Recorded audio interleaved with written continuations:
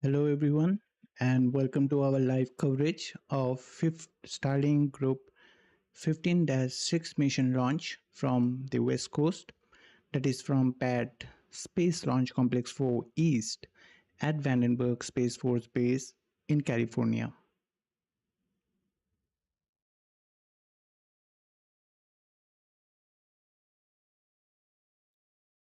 If this is your first time here, hi, my name is Dipta Maitra, performing the commentary for today's mission launch, and you are watching AstroYonder live. Roger, 0G, and I feel fine. Capsule is turning around. Houston, we see a nominal MECO. Welcome to space.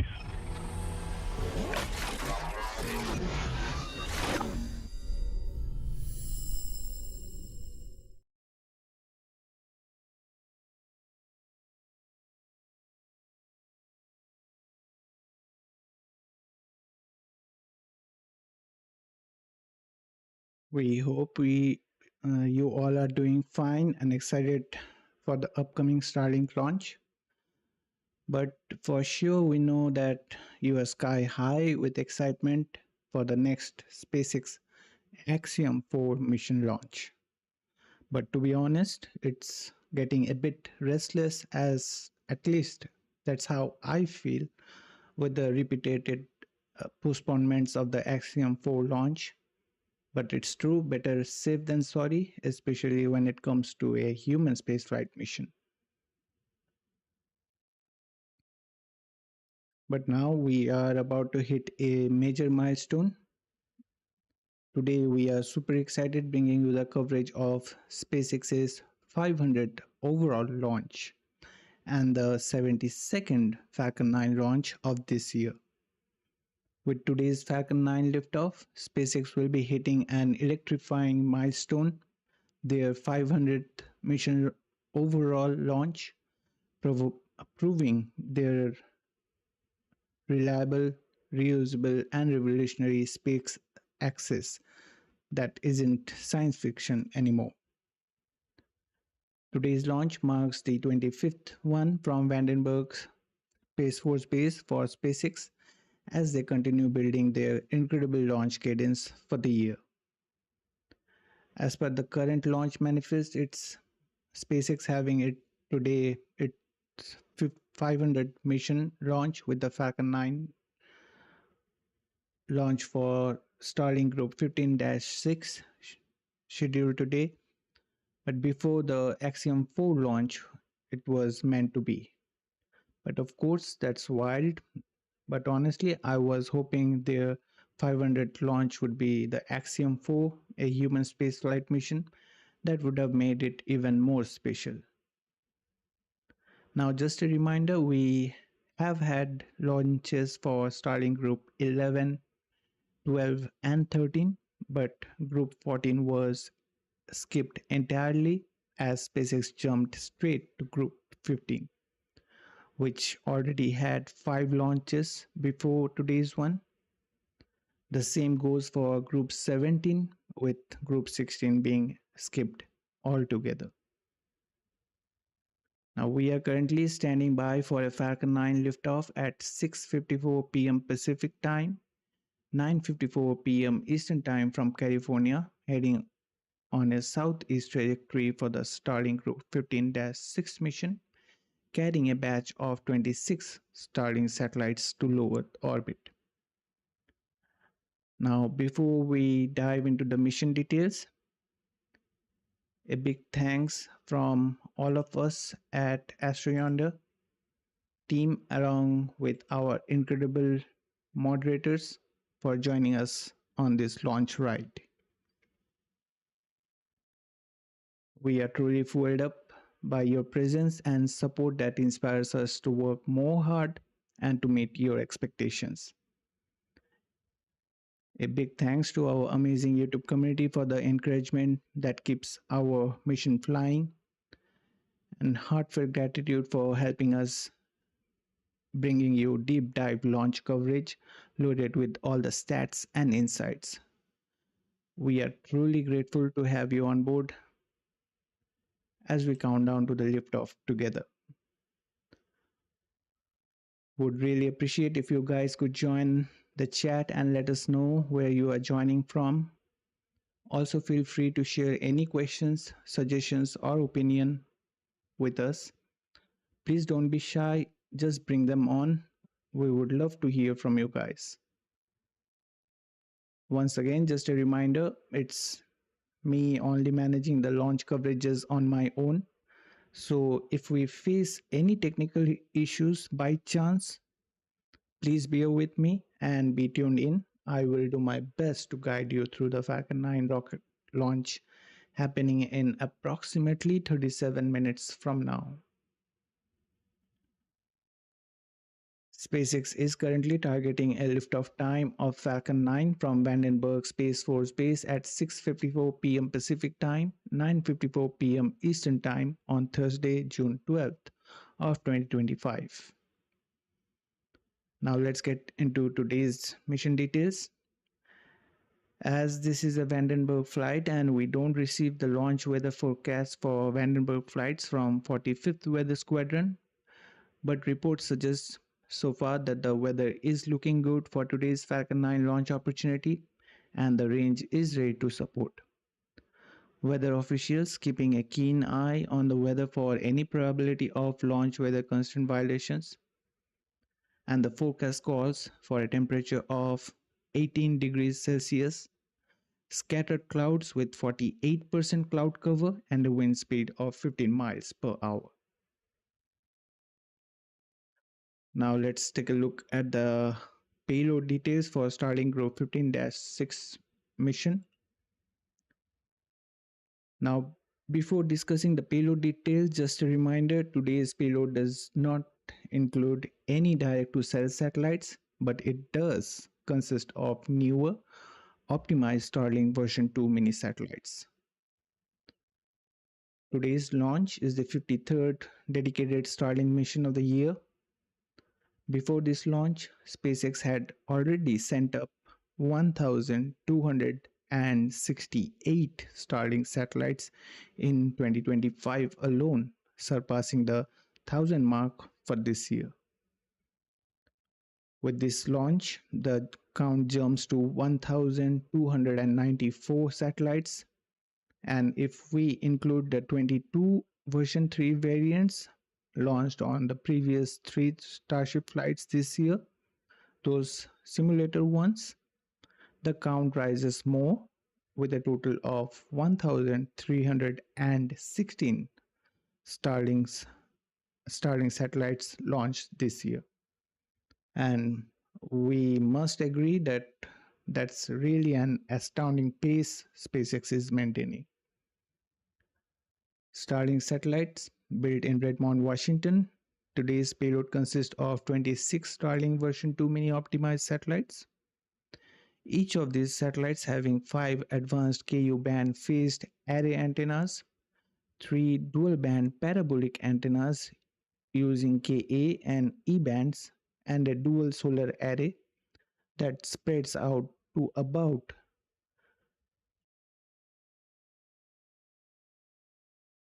100 feet wide and a total surface area of 52.5 square meters.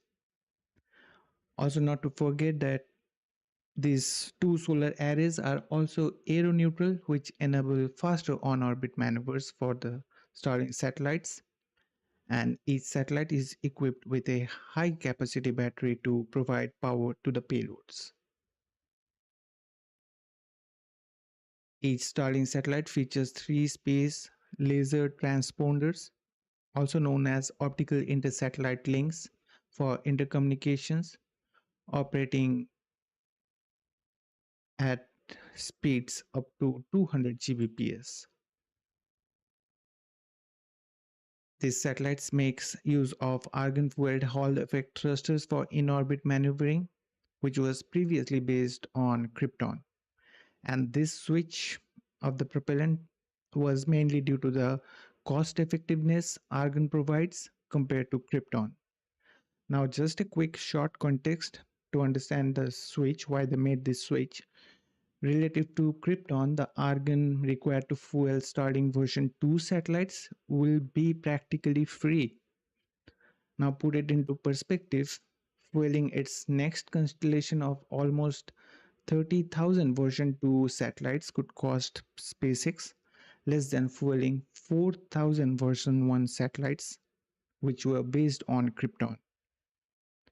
Also, SpaceX claims that its second generation thrusters using argon has 2.4 times the thrust and 1.5 times the specific impulse of the previously Krypton based fuel thrusters.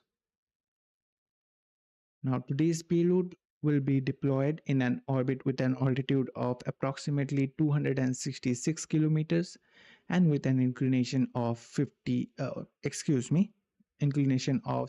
degrees. But the operational orbit will be an altitude of about 535 kilometers with the same inclination, that is of 70 degrees.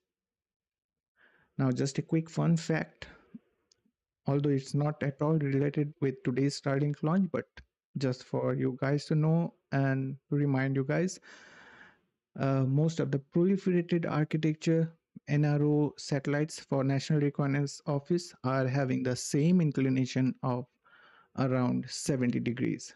So maybe these satellites can interact with those classified Starlink, or you can say the Starshield satellites, which is unclear, but it can, who knows. Now, each optimized version 2 mini satellite weighs approximately 1,268 pounds or 575 kilograms, which is about 22% lighter than the original version 2 mini design. Just for the context, each of the unoptimized version weighs around 1,763 pounds, which is equivalent to 800 kilograms. Starlink satellite uses custom-built star tracker to find their position, altitude, and orientation for optimal broadband throughput. And additionally, they have an onboard autonomous collision avoidance system that uses the US Department of Defense debris tracking database for avoiding collisions with space junk, other spacecrafts, and other Starlink satellites, all autonomously. Now, to understand the importance of autonomous collision avoidance system, here is a quick context. According to a SpaceX report published last year, Starlink satellites performs 275 collision avoidance maneuvers each day. And in that course of past 6 months, when this report got published, Starlink satellite performed nearly 50,000 collision avoidance maneuvers. So I guess these numerical figures can make you understand the significance of an autonomous collision avoidance system.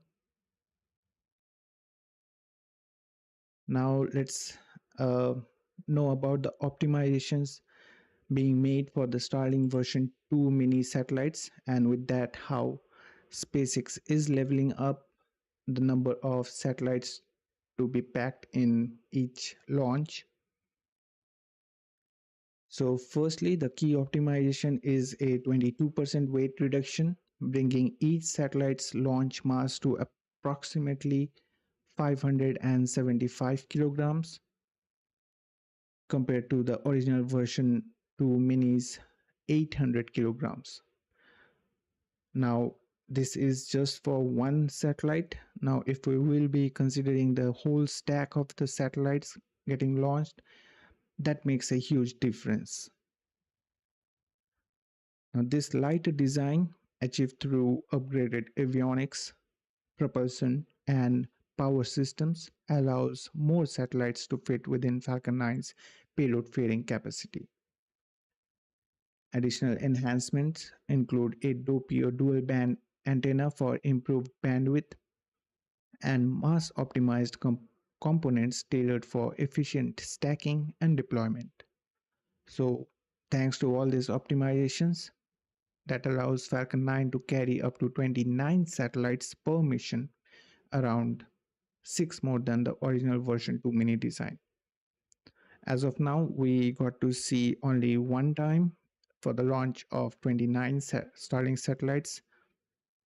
Hopefully, in coming days, we will be seeing that being a normal launch for them. Now, some quick fun facts. The first launch of Starlink version 2 Mini with 21 satellites took place with the Starlink Group 6-1 mission from Cape Canaveral on February 27 back in 2023. Then with the Starlink 6-39 mission launch again from Cape Canaveral on February 25th last year, that is 2024. SpaceX increased the number to 24 version 2 minis, the highest count at that time. Although those were for the basic Starlink version 2 mini designs.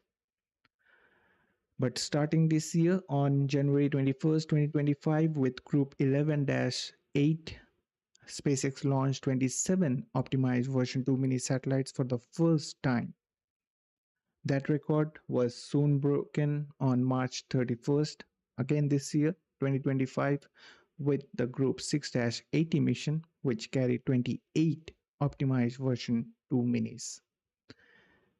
Now, as SpaceX is a record breaker, so with the most recent launch on May 4th of 2025, the Starlink Group 6-84 mission, SpaceX set a new record with 29 version 2 mini satellites launched, marking the biggest batch of version 2 mini variants so far. In comparison, the highest for version 1 is 60 satellites, and for version 1.5 it's 56. And with today's launch, it marks the 24th time SpaceX launching its optimized version 2 mini variants, bringing the total to 653 number of satellites. Today, it's the fifth time they are launching a batch of 26 Starlink satellites. Now, before moving on, would like to welcome Karen Thomas for joining us. And while camping, I hope, Karen, you are doing well, and heartfelt welcome to our channel. I hope you will be enjoying the stream. We will try to meet your expectations.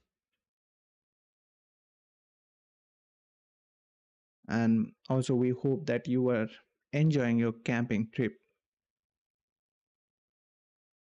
Now, about this optimization of Starlink version 2 mini satellites, a question may arise that why go with optimized Starlink versions and why are we seeing so many of them packed into one launch? To answer that question, although this is an obvious curiosity we should be having, SpaceX is increasing the launch of optimized version 2 mini satellites as a strategic move to expand and upgrade their satellite internet network. We know that they are now catering for 140 countries and other services they are providing through the Starlink satellites. So this is quite needed. This satellite acts as a transitional solution until the larger version 3 variants can launch aboard Starship. The lighter and more advanced version 2 minis offer roughly 4 times the capacity of earlier version, allowing more to be launched per mission, as I mentioned, up to 29 at a time, reducing costs and accelerating the deployment. This helps SpaceX meet rising global demand, replace aging or deorbited version 1 or the version 1.5 satellites, and to maintain consistent coverage while building towards its authorized Generation 2 constellation of up to 30,000 satellites.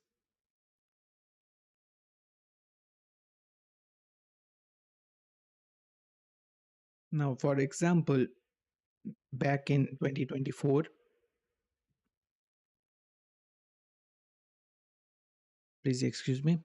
For example, back in 2024, I guess it was in February last year, SpaceX announced deorbiting 100 older version 1 satellites due to a potential flaw. And the recent data shows that SpaceX is deorbiting about 4 to 5 satellites daily.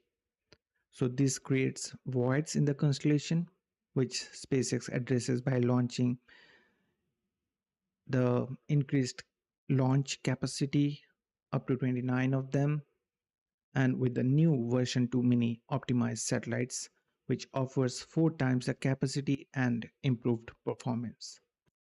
So that's all about the optimization and why they are launching so many of them. And I hope that helps quench your curiosity a bit, giving you a more insight for this.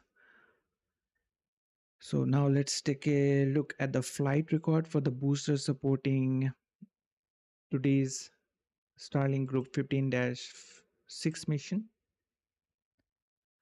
The booster with tail number 1081 supporting today's mission. You can say a mid-age booster with 14 previous flights in its record, including 7 non-Starlink missions like SpaceX Crew 7 for NASA under commercial crew program, which marked the 11th overall crewed orbital flight for a Crew Dragon spacecraft.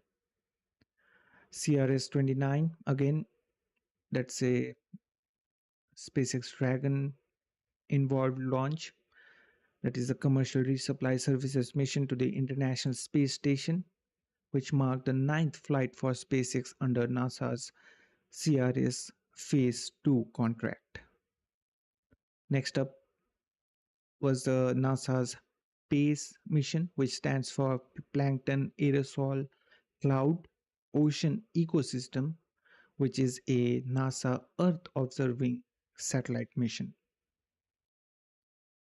Then the Transporter 10 mission is SpaceX's rideshare mission, which launched 53 satellites, and another one, the Transporter 13.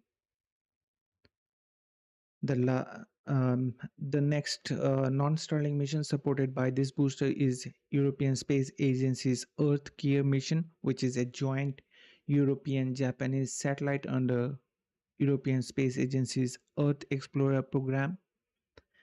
And the last non-Starlink mission supported by this booster was the NRO L-186 mission for National Reconnaissance Office. Additionally, this booster supported 7 Starlink missions, and today it's going to support the 8th one, awaiting its 15th flight just 19 minutes away from now. The last mission supported by today's booster was Starlink 15-3 on May 9th of 2025, and the booster's turnaround time as of today is 34 days. Also worth mentioning, today's mission will be the 11th consecutive launch of this booster from Pad Space Launch Complex 4 East. Also, today the booster will have its 9th landing on a drone ship to date. Previously, it made 7 landings on Of Course I Still Love You and 1 time on a shortfall of Gravitas, with previous 6 land landings in its record. So that's all about the booster supporting today's mission. Now, before moving on, would like to address the question asked by Karen Thomas. Well, Karen, for Vandenberg flight, we don't have the live feed until SpaceX is not starting their webcast. And to be true for even the Cape or the East Coast launches, we being a small channel as of now, we don't have our personal cameras being there to have the live feed, and we really apologize for that. But hopefully with your support and everyone's support, sooner we will be able to have that live feed from East Coast launches. Now let's take a look at the bar graph showing number of Falcon 9 launches each year. Before this upcoming launch, SpaceX completed its 71st Falcon 9 launch for this year with Starlink Group 12-24 mission launch from Space Launch Complex 40 at Cape Canaveral on June 10th, 2025, obscuring the number of annual launches made till year 2022. SpaceX is now having 10 more than the launches made in the year 2022. Now, with today's launch of Starlink 15-6 mission, the bar graph shows 72 number of Falcon 9 launches for this year, that is 2025.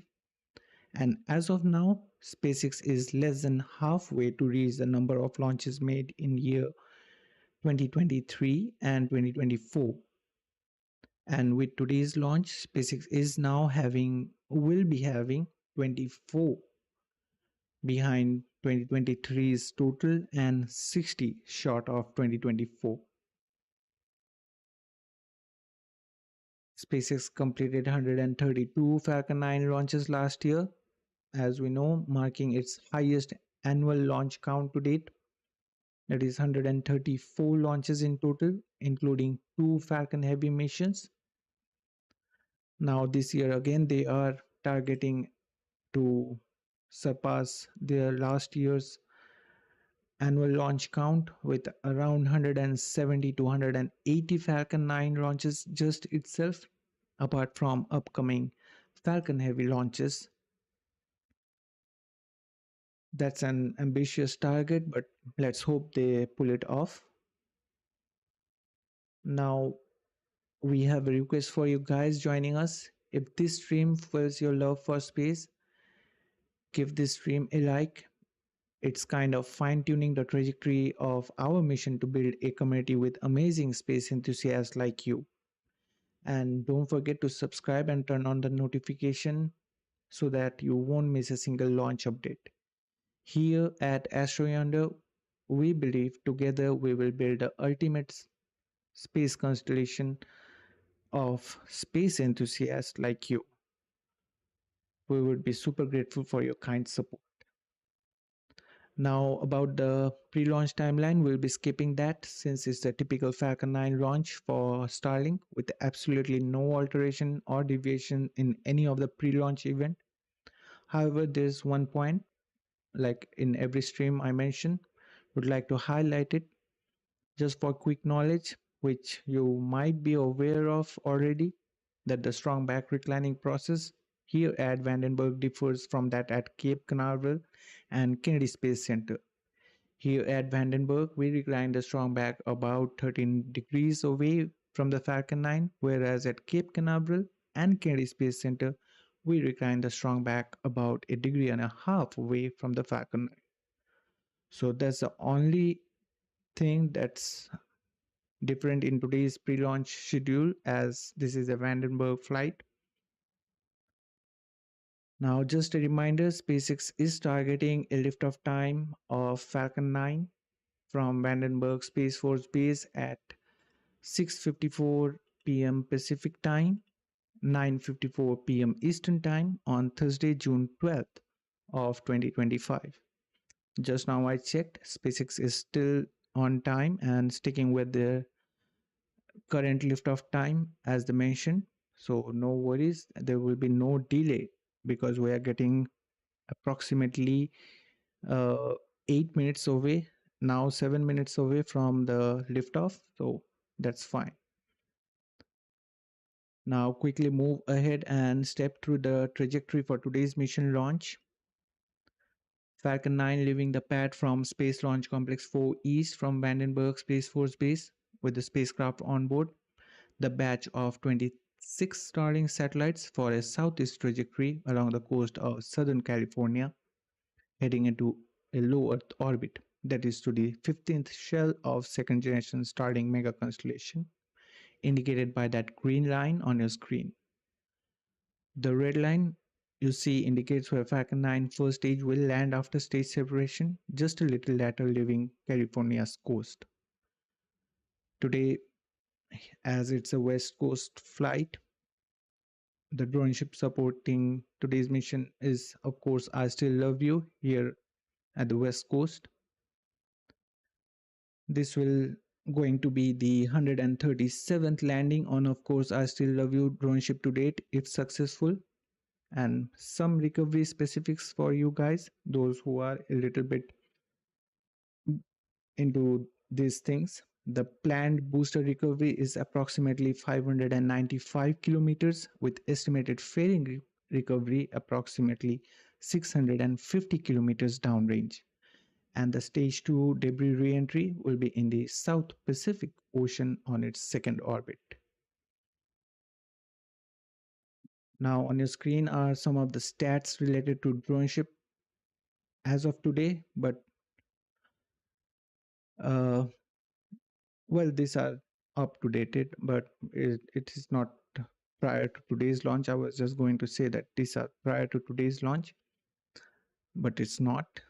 Uh, Currently, we know there are 3 in SpaceX's drone ship fleet, and we anticipate the addition of a 4th drone ship as promised by SpaceX earlier, possibly occurring late this year or who knows in early next year, because we are not getting any information regarding that as of now. Now, speaking of fairing recovery, the two halves of the fairing will be recovered slightly farther, approximately 52 kilometers downrange from where the first stage lands on the drone ship. Of course, I Still Love You. After they will smoothly splash down with the guidance of parachutes. SpaceX will utilize a recovery vessel to retrieve them from the Pacific waters.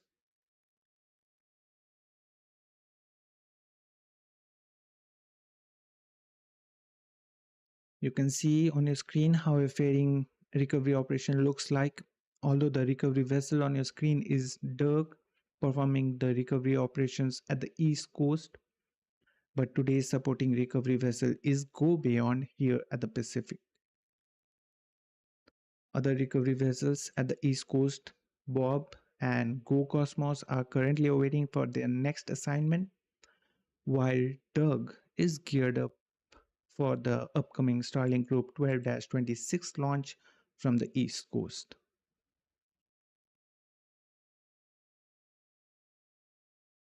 Now, if you feel we are adding value to your viewing experience, please consider giving this stream a like. It's kind of fuel for YouTube's algorithm rocket, you can say, to bring in more space lovers and helping rocket fans discover this stream, and to join our amazing community with spectacular space enthusiasts like you. Also consider about smashing the subscribe button and turning on the bell notification, as we are burning the all-night propellant to bring you the detailed streams packed with stats and insights. Your support would really inspire us and to keep up with our hard work to meet your expectations. Now let's quickly wrap up with the stats we have to share with you guys. Today's launch marks the 500th SpaceX's overall launch and the 53rd dedicated Starlink launch of this year. This is going to be the 487th Falcon 9 launch to date. 15th flight of this particular Falcon 9 booster supporting today's mission, with tail number 1081 making a move after 34 days. By that I mean the booster's turnaround time. And today's mission marks the 72nd Falcon 9 launch and SpaceX's 75th overall launch of 2025, including 3 Starship flights this year. This will be the 428th Falcon booster reflight to date. That is the launch of a booster that has flown at least once before. 131st orbital launch for SpaceX, launching from Space Launch Complex 4 East, and the 198th overall orbital launch from Slick 4 East. With the success of this mission, SpaceX will have a remarkable 8,948 Starlink satellites, including 661 dedicated direct-to-cell satellites launched to date. Now, moving on to some reusability statistics. This flight marks the 412th reflight of a Falcon 9 booster to date, 137th landing on, of course, I Still Love You drone ship, 15th landing of this first stage booster with tail number 1081 supporting today's mission. And with this mission's first stage landing, SpaceX will be having their 371st overall drone ship landing, marking 441st Falcon 9 landing so far and 446th SpaceX's overall landing to date.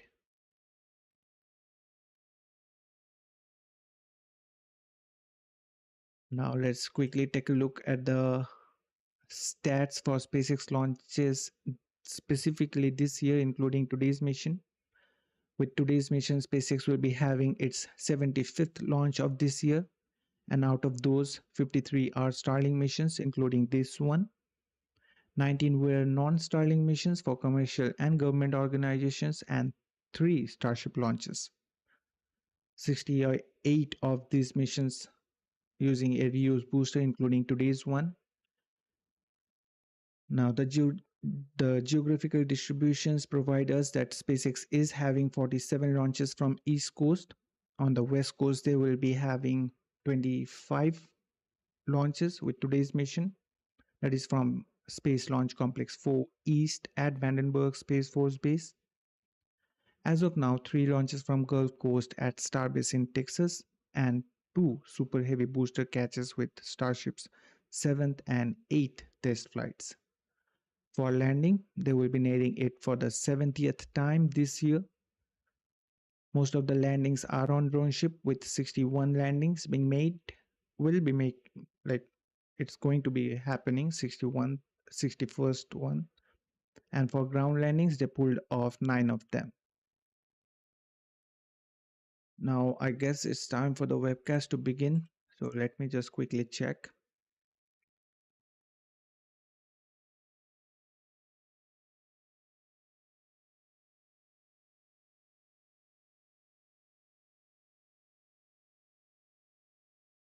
Well, it's live, so that's not quite on time.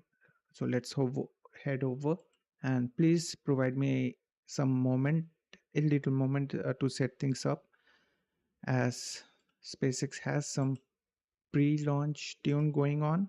So no worries, you are not going to miss anything.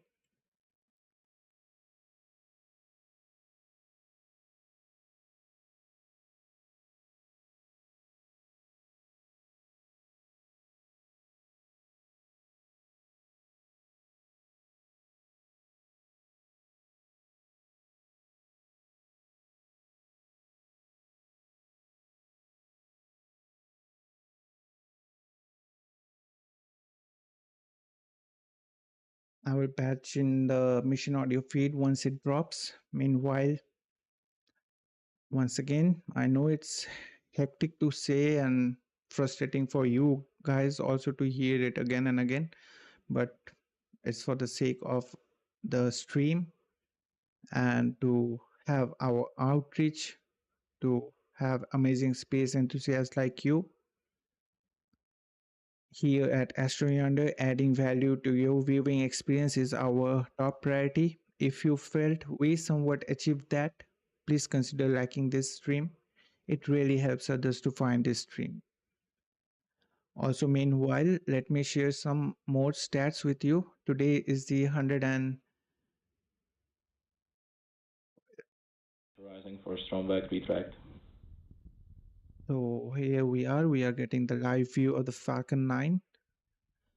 Unlike other Vandenberg flights, we are having it a little bit of fog there, but today it's quite clear, as I guess it's for the 500 launch for SpaceX. Things are getting, all the dots are getting connected. So today is the 129th orbital launch of this year, and United States is leading with 84 launches, followed by China with 33 launches, Russia with 6, 1 launch by Japan, 2 launches by India, and Europe with 3 launches. Australia is about to debut with the launch of Ares rocket, which got scrubbed unfortunately on its initial attempt due to some fairing half issues. And as I mentioned before, today is the 72nd launch for the Falcon 9, which will be marking the 500th overall mission launch for SpaceX. Now you can see on the screen the strong back is reclining away from the Falcon 9, and it will recline 13 degrees away from the Falcon 9 as this is a Vandenberg flight. While we are watching this live view of Falcon 9, a couple of important steps were completed. The spacecraft team switched to internal power a few minutes ago, and fueling of the Falcon 9 first stage is finished, meaning all the RP-1 prop is now on board. We are still loading liquid oxygen on both the first and second stages, and we'll be listening in a couple of minutes for LOX load completion for both the stages.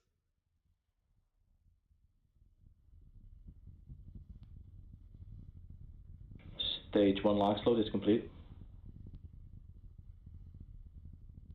So there we go, we got the call out right on time. Stage 1 LOX load is complete. We are now waiting for the second stage LOX load completion that will finish up just inside around T-2 minutes mark.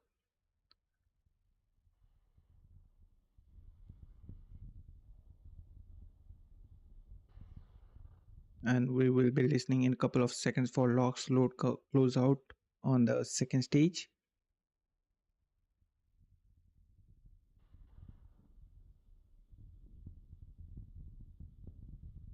So finally, the drone ship supporting today's mission, the booster supporting today's mission, all are making a history as SpaceX will be having their 500th overall mission launch. So it's quite unbelievable. And I guess that booster and that drone ship, of course I still love you, Stage 2 LOX load is complete. should be proud of their achievement they will be having today. We got the call out, stage 2 LOX load is complete, meaning all the propellant are now on board the Falcon 9 with complete 1 million pounds of propellant. We are now beginning to bend down the pressure that was remaining in the tubing, and for that we can see those white clouds coming out there. This cold gas, when it reacts with the moist humid Pacific air, gives us this white nice cloud, which is an healthy indicator of launch coming up. Next event, T-1 minute, we should hear the call out that the Falcon 9 flight computers are in startup and controlling the rocket for the remainder of the countdown. Falcon 9 is in startup. Right on time, Falcon 9 flight computers on both the stages are running the rocket to the last minute of count. Now let's listen to the go call out. Launch director, go for launch. So there we go, SpaceX launch director giving the final go for the launch. We are getting close to T-minus 30 seconds. T-minus 30 seconds. All systems continues to remain go for the launch of Falcon 9 and Starlink, making a historic move for SpaceX, having a remarkable milestone of having 500th mission launch with today's Starlink mission. 8, 7, 6, 5, 4, 3, 2, 1. Ignition. And liftoff of Falcon 9. Go SpaceX, go Starlink.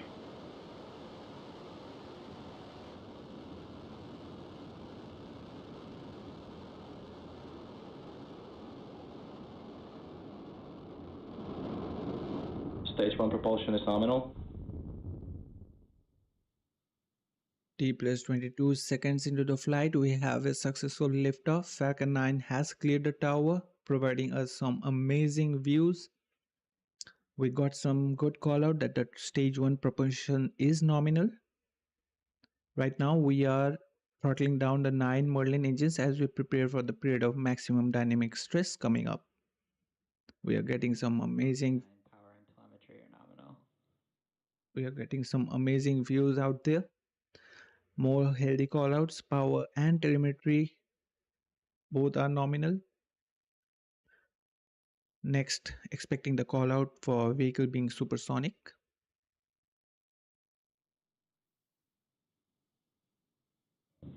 Max Q. Well, that they skipped it, so we got the max Q callout there. We are through the period of maximum stress on the vehicle. Right now, we have throttled the 9 Merlin engines back up to full power. I hope they won't be skipping this callout once again. Next up is the MVAC engine chill callout we are expecting. Really some awesome views out there. MVAC chill. There we go, right on time. Right now we have started to chill down the MVAC engine on the second stage prior to its ignition just after stage separation. Coming up, three events in rapid succession: the shutdown of main engine on the first stage, that is main engine cutoff, also known as MECO, followed by stage separation and ignition of second stage MVAC engine, also known as SES-1, that will boost the payload into low Earth orbit. So let's sit back while enjoying these amazing views and wait for these upcoming callouts. Main engine cutoff. Stage separation confirmed. MVAC ignition. There we go. We just got the callouts for all the back-to-back milestones. Next, expecting the confirmation callout for fairing separation. We are getting some amazing views from both the stages, and on the first stage you can see those hypersonic titanium grid fins to slowly begin deploying. Fairing separation confirmed. So there we go. Fairing separation successful. Right now we are getting some cool views, really spectacular ones. And the first stage, which continues under the guidance of the grid fins and gravity as it descends back to Earth, it will continue to rise towards the apogee before descending back towards the landing on the drone ship. Of course, I still love you station in Pacific Ocean. On the bottom left hand side of your screen, you can see the altitude for the first stage reaching the max, and that will be the apogee before the first stage will be descending back towards its landing site. I guess it's no, still it's increasing. It's 118 as of now. I guess this is, oh nope, it's still increasing. Anyways, let's see how much it is. I guess 119 will be the apogee for the first stage. Although we do miss one of our moderator here that always keeps an eye on the apogee for the first stage during this phase of the flight. So that's 119 kilometers of apogee for the first stage booster. So far the launch has been great. The first stage has done its job and it's on its way back. The second stage is running at full power and we are getting some stunning views from space. Now we are getting ready for the first stage to return to the drone ship's landing site. Now during this part of the flight, stage 1 completely relies on its grid fins for steering as it returns to Earth. These grid fins orient the Falcon 9 during re-entry and guide the rocket through its descent. Right now we are viewing the second stage, but occasionally on the left hand side of your screen you may notice some nitrogen gas bursts from the first stage for attitude control. Just now it happened. Attitude control means the orientation control, and these are basically to position the vehicle as it heads back towards the drone ship. Now, just a heads up, when we will be hearing stage 1 FTS being saved, that indicates re-entry burn for stage 1 has either initiated or accomplished, and hearing stage 2 FTS being saved, meaning that the second stage is up with the orbital insertion burn.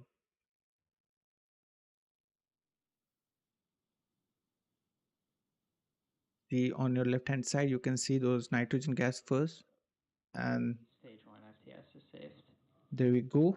We got the call out for stage 1 entry burn shutdown, entry burn startup, and we just lit 3 of those 9 Merlin 1D engines on the first stage. We are rapidly slowing down the vehicle, as you can see on the bottom left hand side of the screen with the telemetry as it enters Earth atmosphere, and this burn lasted just around 24 seconds with the confirmation of stage 1 entry burn shutdown. Now next up we will be hearing the call out for stage 2 FTS being saved. We did got the call out for stage 1 FTS being saved. Now it's turn for the second stage. Also meanwhile would like to welcome Matt Delaney. I hope I'm not pronouncing your name in a wrong way. If I am, my sincere apologies for that. But thanks for your support, Matt, and welcome to our channel.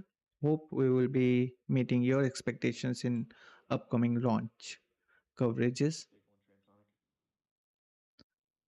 We just heard the call out that FTS is saved. stage 1 being transonic, that means the stage 1 is now traveling slower than the speed of sound as it heads towards landing.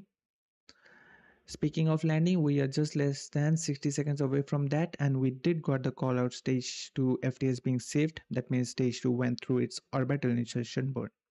Next expect there we go, we got the call out for stage 1 landing burn. Great views out there with that landing burn with center E9 engines now lit. Should be seeing those landing legs deploy any seconds now.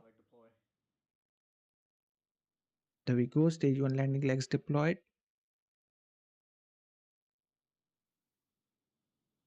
Stage 1 landing confirmed.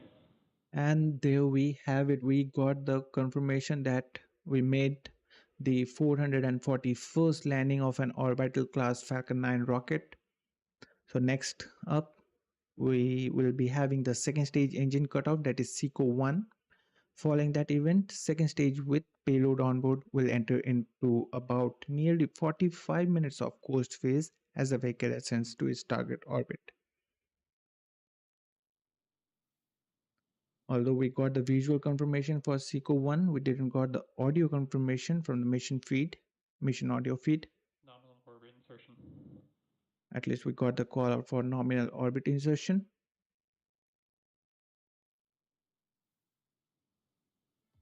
Now for the payload deployment will be happening at approximately T plus 1 hour, 1 minute and 20 seconds. So once again, just to round up, today's launch marks SpaceX's record-breaking 500 successful mission, a historic milestone for them, with the landing marking their 460th success with the 272nd dedicated Starlink mission. So with that, we will wrap our coverage for now.